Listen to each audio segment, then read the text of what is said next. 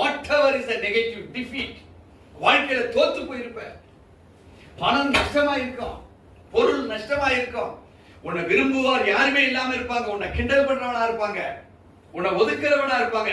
அதை எண்ணுவாயா நீ? Are you going to think about the negatives, what others speak against you? உன்னுக்குள் இருக்கிற இயலாமையை நீ திங்க் பண்ணிக்கிட்டு இருப்பியா? நான் நினைக்கிறேன் ஆண்டவரை பார்த்தேப்பா, என்ன சாமி நீ சொன்ன கடற்கரை மணலை காமிச்ச, வானத்தை பாருன்னு காமிச்ச, லாஜிக்கா பிரமாதமா இருக்குது, ஆனா ஸ்பிரிச்சுவலா ஒண்ணுமே நடக்கலையா சாமி? ஆண்டவர் ஏதாவது கோவித்துக் கொண்டானா? He was waiting for the word to react upon him.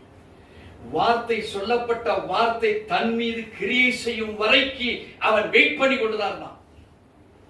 வேதம் சொல்லுது, it is an experience. Abraham gained the experience.